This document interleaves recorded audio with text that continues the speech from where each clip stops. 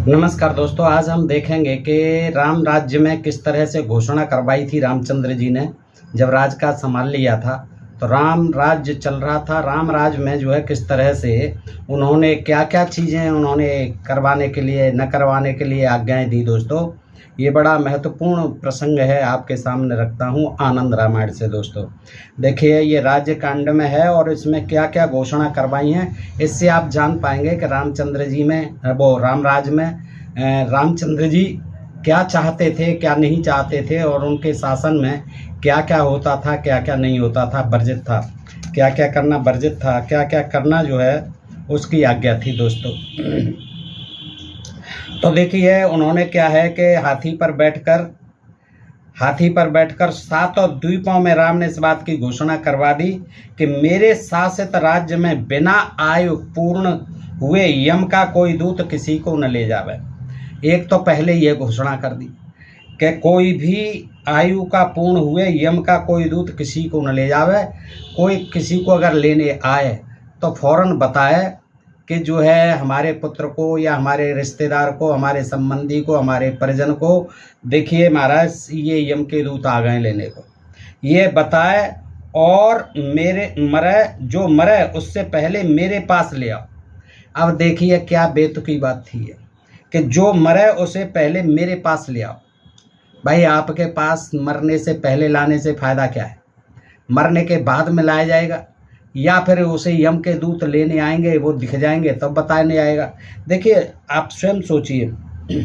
इसके साथ ही राम ने इस बात की घोषणा करवा दी कि मेरे शासित राज्य में बिना आयु पूर्ण हुए यम का कोई दूत, तो ये तो यम को भेजनी चाहिए थी ना कि आपके महाराज, आपके यहाँ से कोई भी दूत हमारे यहाँ जब तक उसकी उम्र पूरी नहीं हो जाए कोई नहीं आएगा।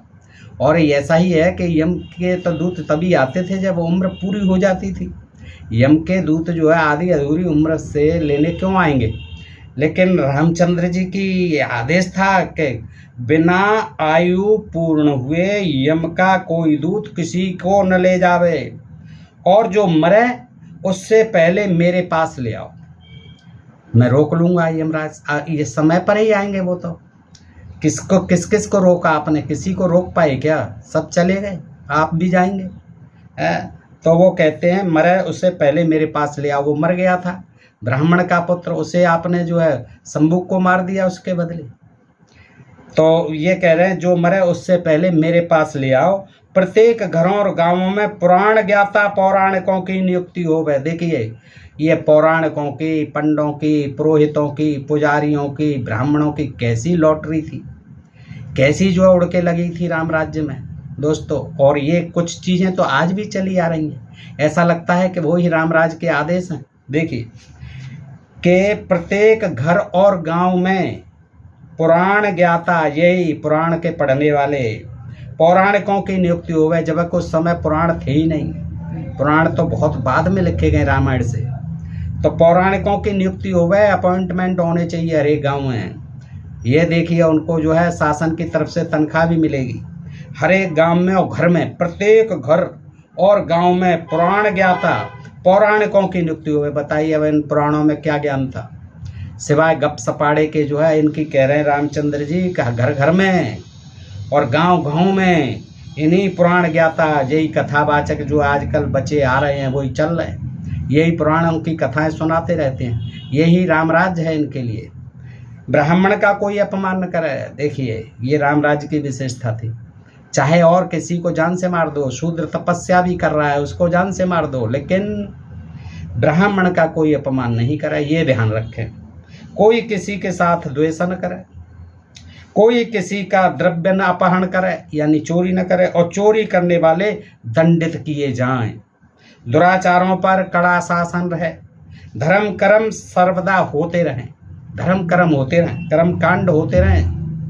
अयोध्या में अथवा अन्यत्र जितने भी राम तीर्थ हों, अयोध्या में और अयोध्या से बाहर जितने भी राम तीर्थ हों, वहाँ जाकर लोग चैत्र में स्नान किया करें। चैत्र के महीने में स्नान जरूर करने हैं। जाइए जहाँ जहाँ राम तीर्थ हैं। लोग अधिक से अधिक कर्म करें, ज़्यादा से ज़्यादा मेहनत करें, परिश्रम करें। बैसाख मास में लोग द्वारकापुरी में जाकर स्नान किया करें। जाइए द्वारका। महाराज उस समय कैसे जाते होंगे बैलगाड़ियों में लद के, कितने दिनों में पहुंचते होंगे। 1 महीना तो आने में ही निकल जाता होगा, जाने में निकल जाता होगा है। तब रेलगाड़ियाँ और हवाई जहाज थोड़ी थे, बस मोटर कारें थोड़ी थी। वो कह रहे हैं जाइए द्वारकापुरी में। अब अयोध्या से द्वारकापुरी कितनी दूर पड़ती है गुजरात में।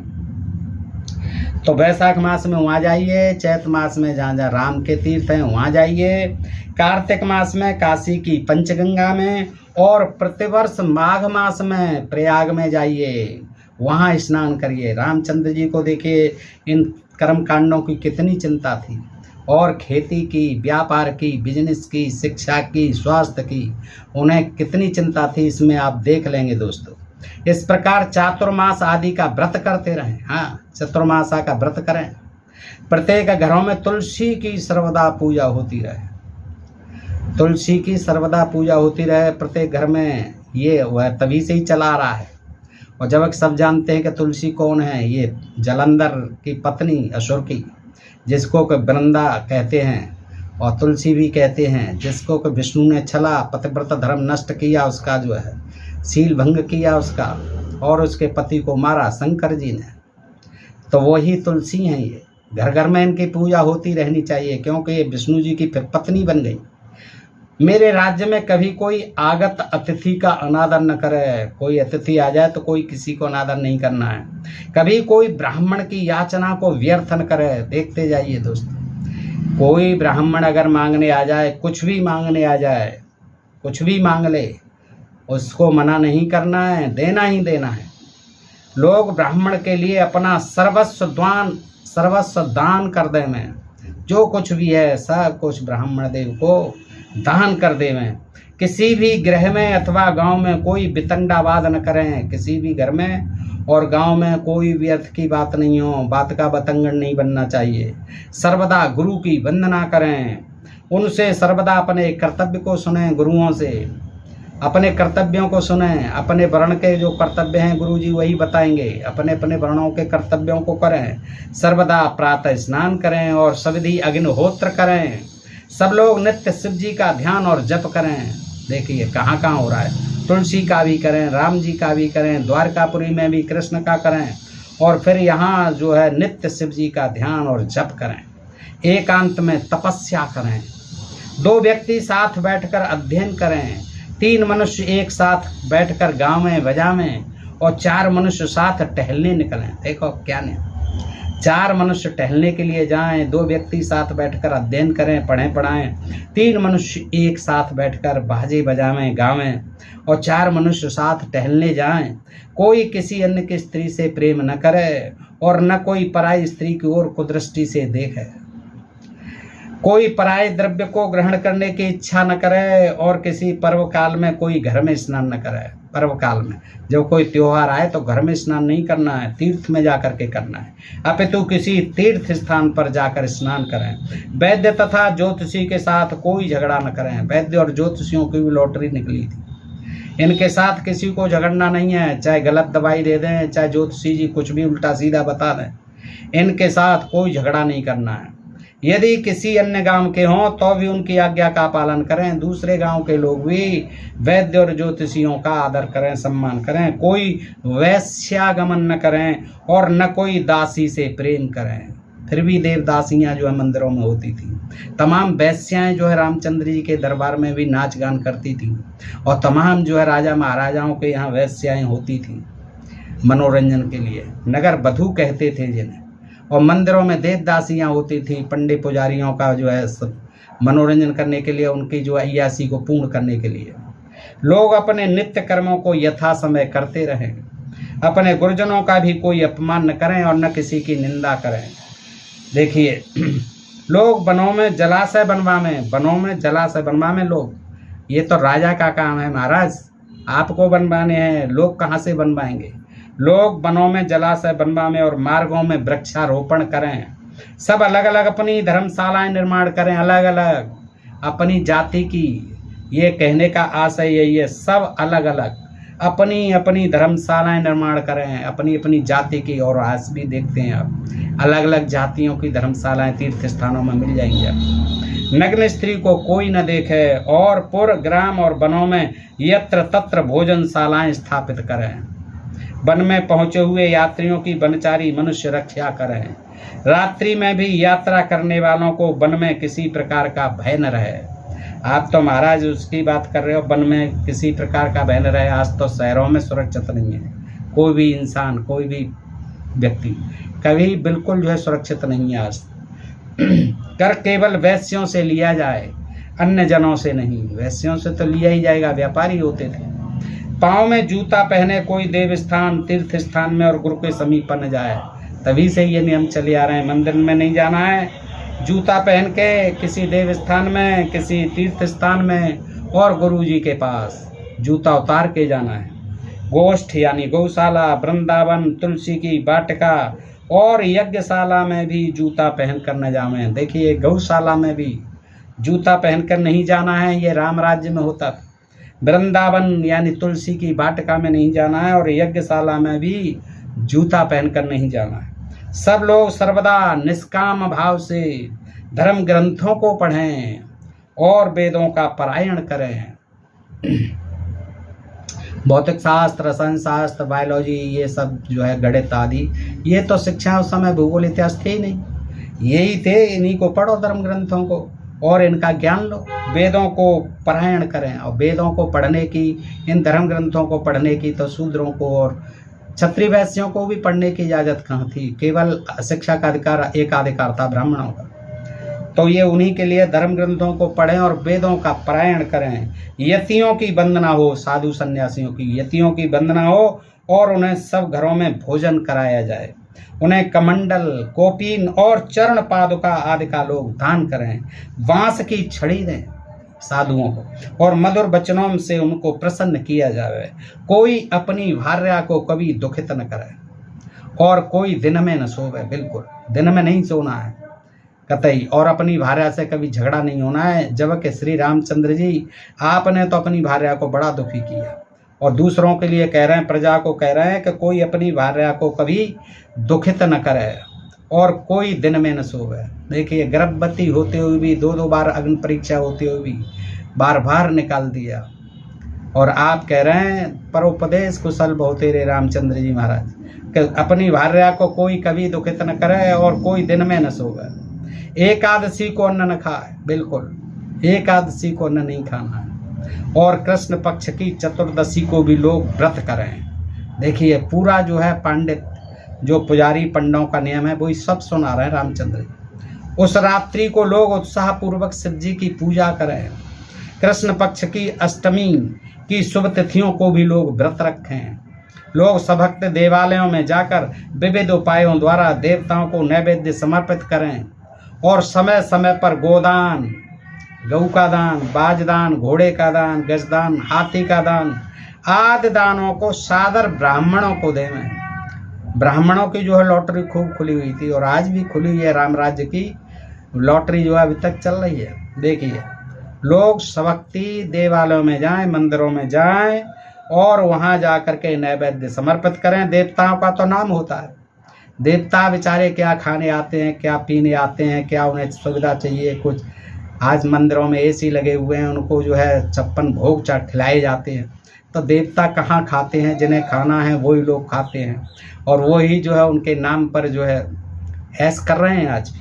तो ये राम राज्य से ही चला रहा है। देखिए कि मंदिरों में जाएं, देवताओं को नैवेद्य समर्पित करें और समय समय पर गौदान, घोड़ा दान, गजदान आदि दानों को सादर आदर सहित ब्राह्मणों को दें। बसंत ऋतु में चंदन, छत्र और पंखे का दान करें। पंखे का दान करें। हाथ के पंखे होते थे उस समय, ये पंखे नहीं होते थे, बिजली थी ही नहीं। जल पीने का पात्र यानी लोटा, घड़ा, झारी, दही, मट्ठा और नींबू ब्राह्मणों को दान में देवें। नींबू दें, मट्ठा दें, दही दें, झारी दें, घड़ा दें, लोटा दें, जल पीने का पात्र ब्राह्मणों को दान दें। कार्तिक मास में दीप दान करें, रात्रि जागरण करें, तुलसी की सेवा और आंवले की छाया में भोजन करें। देखिए क्या क्या विचित्र बात।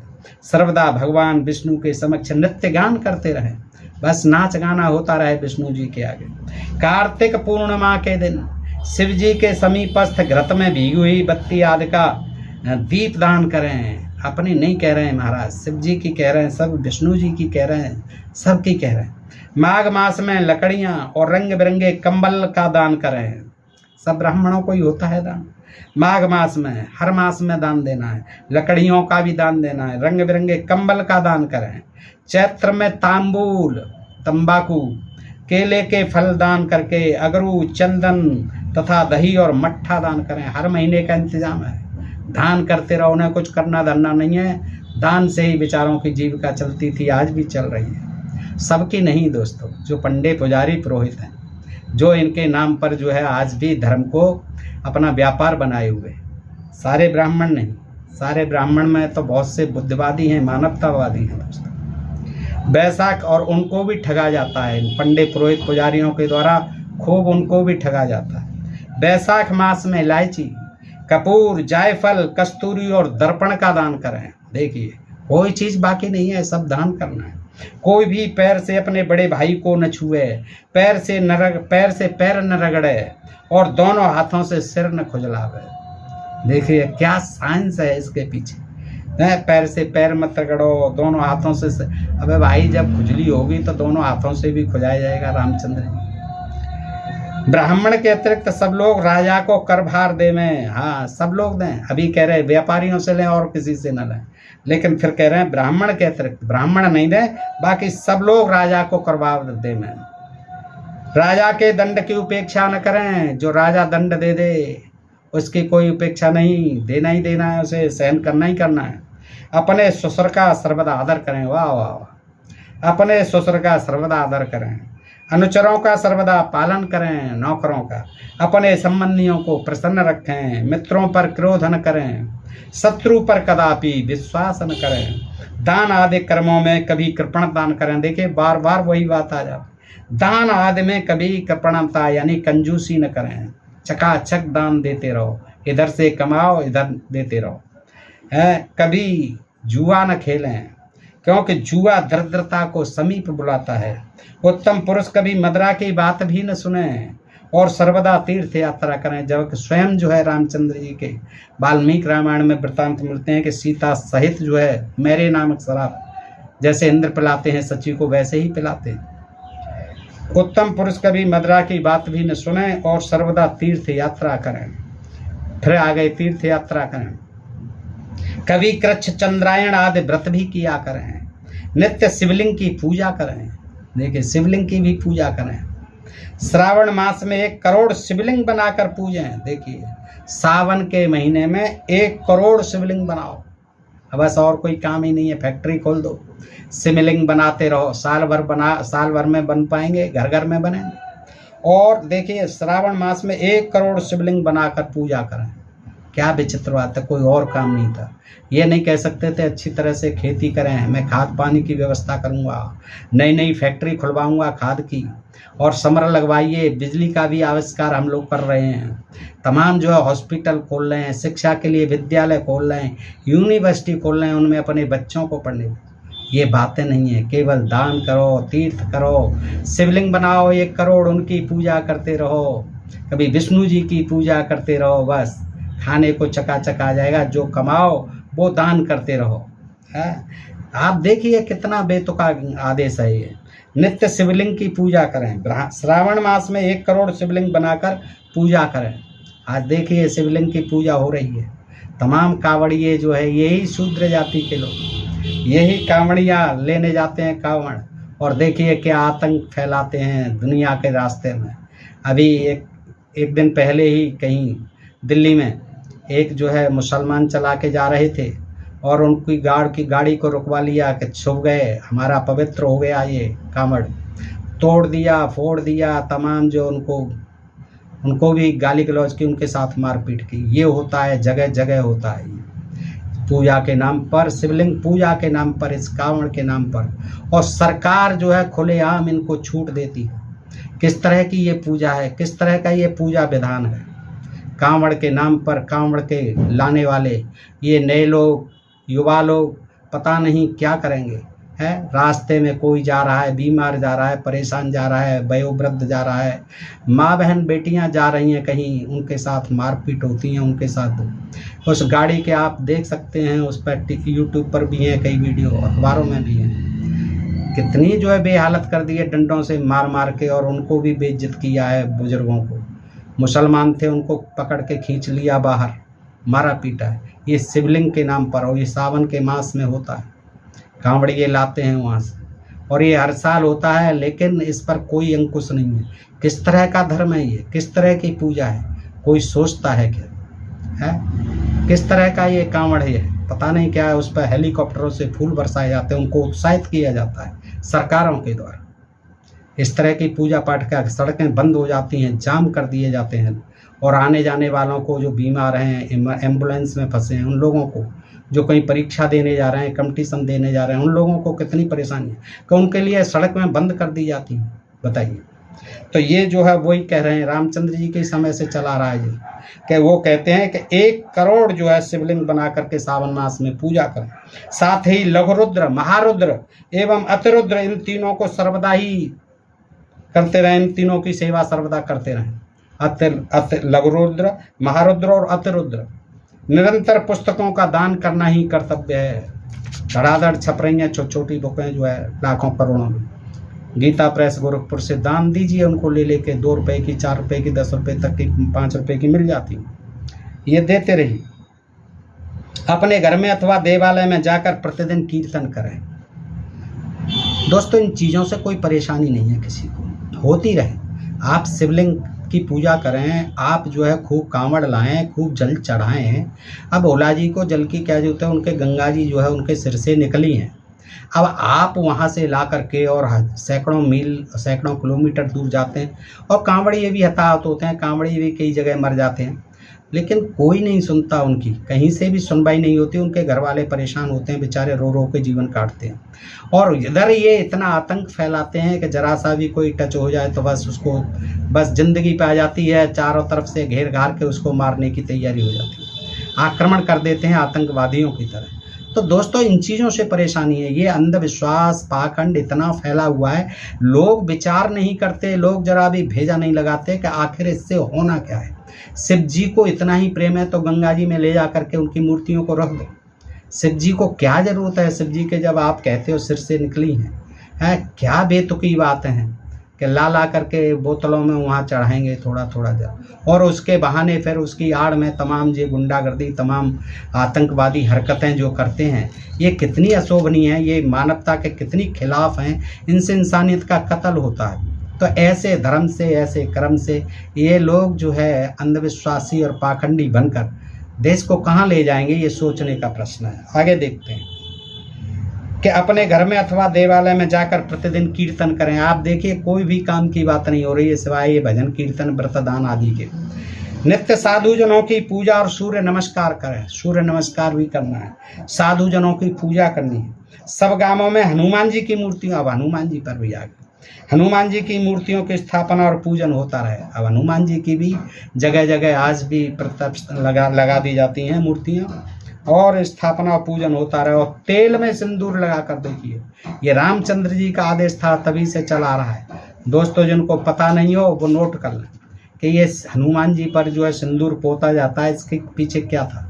इसके पीछे राम की राज आज्ञा थी, रामराज से, कि उन्होंने कहा हनुमान की मूर्तियों को खड़ा कर दो, चाहे जहाँ प्रतिस्थापना कर दो, और फिर उन पर सिंदूर लगाओ, तेल में सिंदूर मिला करके पोत दो और उनकी पूजा करो। देखिए क्या मखौल बनाया गया हनुमान जी। अरे उनको अच्छे वस्त्र क्यों नहीं, मंदिरों में जो तुम्हारे देवी देवता हैं उनको जब तुम अच्छे अच्छे वस्त्र मौसम के अनुसार पहनाते हो, उनको भोग भी मौसम के अनुसार, जो उनकी सेवा शुश्रूषा भी, उनको औषधि दवा, जब बीमार हो जाते हैं वो तुम्हारे मंदिर के भगवान, तो उनको देवता डॉक्टरों से दवाई भी दिलवाते हो, उनको हलवा पूड़ी। और हनुमान को बेचारे को जो है सिंदूर लगा करके, उस कपड़ा भी नहीं है, तेल में वो भी सिंदूर लगा करके पोत दो। अब अपने शरीर पर हम और आप पुतवा के देखें, अपने मुंह पर ही पुतवा के देखें, कितनी कलेश लगी। और क्या है, हनुमान जी के साथ मखौल बनवाया। रामचंद्र जी ने भी ये आदेश दे दिया कि कुछ नहीं, कपड़ा वपड़ा नहीं पहनाना है उस बंदर को, उसको तो तेल में मिलाओ सिंदूर और पोत दो और फिर उसकी पूजा करो। प्रत्येक चतुर्थी तिथि को, अब गणेश जी पर भी आ जाइए, प्रत्येक चतुर्थी तिथि को गणेश जी की पूजा करें और लड्डू तथा पूरन पूरी आदि पकवान बनाकर गणेश जी का भोग लगावें और सिंदूर और दूर्वा आदि भी चढ़ाया करें। दूर्वा यानी घास, सिंदूर और दूर्वा भी चढ़ाओ, गणेश जी पर लड्डू का भोग लगाओ, पूरन पूरी और पकवान बनाकर खिलाओ। नित्य स्त्री सूक्त, पुरुष सूक्त, पुष्प सूक्त और शांत सूक्त आदि का पाठ करता रहे। सर्वदा स्ववृद्धि में स्थित रहे, धर्म संग्रह करता रहे। हर आदमी दुष्ट बुद्धि का त्याग कर और कृत पापों से छूटने का यत्न करता रहे। आयु की क्षण भंगुरता को समझे और यह भी समझे कि यमराज बड़ा ही क्रूर है। अब वहाँ कह रहे हैं कि कोई यमराज से डरने की जरूरत नहीं है, मुझे बुला लो, मैं मेरे पास ले आओ जो मर रहा हो। यहाँ कह रहे हैं क्रूर, उसका ध्यान रखो, बड़ा ही क्रूर है। नरक के भयंकर कष्टों का सर्वदा स्मरण करते रहें। देखिए ये स्वर्ग नरक रामचंद्र जी ने समझाए, डरा दिया लोगों को, और जब रामचंद्र जी ने डरा दिया आज तक डरते आ रहे हैं। क्या कह दिया उन्होंने, भाई नरक के भयंकर कष्टों का याद रखना, बड़े बड़े भयंकर कष्ट मिलते हैं और यमराज वहाँ बड़ा ही क्रूर है, बहुत मारता है, अग्नि में, कढ़ाई में, जलते हुए तेल में डाल देता है, पकौड़े की तरह तलवा देता है। नरक के भयंकर कष्टों का सर्वदा स्मरण करते रहें और यह भी विचार रहे कि माता पिता पितामह सब चले गए, अब हम भी जाने वाले हैं। ये भी ध्यान रखना है। जैसे बाल्यावस्था गई, तरुणाई व्यतीत हो गई, वैसे ही वृद्धावस्था भी चली जाएगी। इस प्रकार के विचारों से युक्त यमराज के कठोर शासन का स्मरण रखें। यह विचार करें कि हमारे दांत टूट गए, आँखों से कम सुनाई पड़ता है, आँखों से कम दिखाई पड़ता है, शरीर के चमड़े ढीले पड़ गए हैं, काले काले बाल सफ़ेद हो गए और मृत्यु समक्ष खड़ी है। इस हेतु अविलंब दान करता रहो। जैसे ही बुढ़ापा आए, दांत टूटने लगें, चमड़ी ढीली पड़ने लगे, काले बाल सफ़ेद होने लगे, कम दिखाई देने लगे, कम सुनाई देने लगे, तो समझ लो बस यमराज के पास जाने की तैयारी। और यमराज बड़ा मारता है, बड़ा क्रूर है, बड़ा जो है जालिम है, बहुत मारता है। इसलिए क्या करो, अविलंब दान करता रहो। जो भी घर में हो कुछ देते जाओ, मरते मरते सब लुटा जाओ। दान करता रहे और अपने चित्त को सर्वदा निर्मल रखे। अब क्या कर पाएगा, जो करना था पाप कर्म सब कर लिया, दुष्कर्म सत्कर्म जो भी करना था कर लिया। हाँ, फिर कहते हैं धन को तुच्छवत अर्थात भूसी के समान समझ उसका दान करे। देखिए कितना जोर दे रहे हैं राम जी, भूसी समझो। घर में तुम तो जा ही रहे हो, अब देखो बाद वालों को कुछ नहीं है, उसको भूसी समझो और उसका तुरंत दान करो। कृपण बनकर उसकी रक्षा नहीं करनी। अब कृपण बनकर गए, वो क्या रक्षा करेगा। अब तो जा रहा है तो अच्छा है, वो सब लुटा जाए। सप्त द्वीप में, सातों द्वीपों में रामचंद्र की आज्ञा सुनाकर वे दूत राम के पास लौट आए। ये सारे 7 द्वीपों में फैला दी, मुनादी कर दी गई, ढिंडोरा पीट दिया गया रामचंद्र जी की आज्ञा का, और दूत जो है वापस आ गए। सब समाचार सुनाकर बोले रामचंद्र जी से, हे राघव, हमने सप्त द्वीप वासियों को, पता नहीं भारतवासियों को नहीं, ये सप्त द्वीप कहाँ थे पता नहीं, सप्त द्वीप वासियों को नगाड़े की गर्जन के साथ आपकी सब आज्ञा सुना दी। उनकी इस बात को सुनकर राम प्रसन्न हुए। इस प्रकार श्री रामचंद्र जी ने भूतल पर कितने ही उत्तम उत्तम चरित्र किए, उन्हें पूर्णतया कौन वर्णन कर सकता है। हे शिष्य, इस प्रकार मैंने 24 सर्गों में इस महामंगलकारक मनोहर राज्य कांड को तुमसे कहकर सुनाया। जो राजा भक्ति पूर्वक इस राज्य कांड को पढ़ेंगे अथवा सुनेंगे, वे कदापि अपने राज्य से च्युत नहीं होंगे। वो अपने राज्य से जो है कभी च्युत नहीं होंगे, क्योंकि यह राज्य कांड अति पवित्र और महामंगलदायक है। ये राज्य कांड है दोस्तों, ये आनंद रामायण में है। अब इसका जो है वो बखान कर रहे हैं महिमा का, क्योंकि यह राज्य कांड अति पवित्र और महामंगलदायक है। इस भूतल में इसके श्रवणकर्ता का सर्वदा कल्याण होगा। नित्य एक एक सर्गों को पढ़ता हुआ और पूरा होने पर एक एक कम करता हुआ जो इसका इस प्रकार अनुष्ठान करेगा, उसे सब प्रकार की सिद्धियां प्राप्त होंगी। अधिकार प्राप्त मनुष्य इस राज्य कांड के पढ़ने से अपने आधिपत्य एवं अधिकार से कभी भ्रष्ट नहीं होता। देखिए ये जो है गारंटी भी दे रहे हैं, कोई जो है किसी चीज से वंचित नहीं होगा। इस राज्य कांड की पाठ पूजा के शत्रु शीघ्र शरणागत होता है, शरण में आ जाता है, इसके सुनते ही शत्रु जो है शरणागत हो जाता है। यदि राज्य भ्रष्ट पुरुष से पढ़े, राज्य का भ्रष्ट अधिकारी, भ्रष्ट मंत्री संतरी जो भी पढ़े वो राज्य अधिकारी हो जाएंगे। देखिए राज्य भ्रष्ट पुरुष, राज्य के भ्रष्ट पुरुष से पढ़ें तो वो राज्यकारी अधिकारी हो जाएंगे और पुनः कभी उससे च्युत नहीं होंगे। देखिए भ्रष्टाचार को बढ़ावा तब भी था, राज्य भ्रष्ट पुरुष पढ़ें तो कोई बात नहीं, कभी च्युत नहीं होंगे और बड़े अधिकारी हो जाएंगे, राज्य अधिकारी हो जाएंगे। यों तो आनंद रामायण उत्तम ही है। देखिए यों तो ये वाल्मीकि जी महाराज की है, आनंद रामायण उत्तम ही है, तथापि इसके सब कांडों में यह कांड तो और ही उत्तम है, जिससे सब प्रकार का सुख प्राप्त होता है इस राज्य कांड से। अतएव सादर इसका श्रवण करें। राजा और व्यापारी तो इसे सर्वदा ही सुनते रहें, क्योंकि इसमें उन्हें बड़ा लाभ है। दोस्तों आज आपका भी और मेरा भी बड़ा लाभ होने वाला है, लॉटरी कोई न कोई खुलने वाली है। इसी प्रकार विवाह और व्रतबंध आदि उत्सवों के समय पर तो इसे अवश्य ही श्रवण करें, क्योंकि जो इस श्रवण सुखद कांड को किसी पवित्र अवसर पर पढ़ते या सुनते हैं वे अनंत काल में विमान आरूढ़ होकर विमान पर चढ़ के विष्णु लोक को जाते हैं। अब पता नहीं है आज तक विष्णु लोक पता नहीं कहाँ पर हैं, ये स्वर्ग नरक ये पता नहीं है, कोई किसी ने बताया ही नहीं आज तक। इसका मतलब ये सब कल्पना की बातें हैं, कोई जहाज आज तक नहीं आया किसी को लेने। दोस्तों ये सब आप देखते ही हैं। और जो है श्री रामचंद्र जी की यह परम पावन और अति विचित्र कथा मुनियों को भी मंगलप्रद है। इस प्रकार यह सर्वदा ही पठन और श्रवण के योग्य है। यहाँ राज्य कांड समाप्त हुआ। दोस्तों ये राजकांड जो मैं इसमें से मैंने ये प्रसंग आपके सामने रखा आनंद रामायण से। दोस्तों ये भी महान रामायण है, वाल्मीकि जी की लिखी हुई है। तो आपने देखा दोस्तों, अगर आपको ये प्रसंग अच्छा लगा हो तो मित्रों में अधिकाधिक शेयर करें और दोस्तों अपने प्रिय चैनल ढोल में पोल को सब्सक्राइब करते रहें, ताकि हम ऐसे ही तमाम अंधविश्वास और पाखंड से भरे हुए तथा कथित धर्म शास्त्रों से आपके आगे ये ज्ञान विज्ञान लाते रहें, ताकि आप समझ सकें कि हमारे प्राचीन काल से लेके आज तक हमारे समाज में, हमारे देश में किस तरह से जनता के दिलो दिमाग में ये अंधविश्वास और पाखंड, ये जातवाद, ये ऊंच नीच, ये छुआछूत और ये भेदभाव इन धर्म शास्त्रों ने लिख लिख करके हमारे दिमागों में ठूस दिया है, जिससे हमारे देश का बहुत अहित हुआ है, आज भी बहुत अहित हो रहा है। दोस्तों इसलिए ज़रूरत है कि हम सबका ये मिशन होना चाहिए, हम सबका ये उद्देश्य होना चाहिए कि अपने देश को बचाने के लिए, इसको देश को सुखद और वैज्ञानिक देश बनाने के लिए, शिक्षित देश बनाने के लिए सब तरह के धार्मिक कर्मकांडों से, धार्मिक अंधविश्वासों से और पाखंडों से और जितने भी पंडे पुरोहित पुजारी जो इस तरह से लोगों को भ्रमित करके डरा करके धर्म के नाम पर तमाम जो है लोगों को छल रहे हैं, उनको ठग रहे हैं और देश को गर्त में ले जा रहे हैं, उनसे आज मुक्त होना है। दोस्तों हमारा यही मिशन है। दोस्तों आप इस मिशन में अगर हमारा सहयोग करते हैं तो हमारे प्रिय चैनल ढोल में पोल को सब्सक्राइब अवश्य करें और दोस्तों हर वीडियो को आप बड़े ध्यान से सुनें और अपने इष्ट मित्रों को, अपने परिजनों को भी इनको सुनाएं, उनको शेयर करें। दोस्तों आज के लिए इतना ही। सुनने के लिए आप सब मित्रों का हृदय से आभार, नमस्कार, जय हिंद, जय भारत। दोस्तों।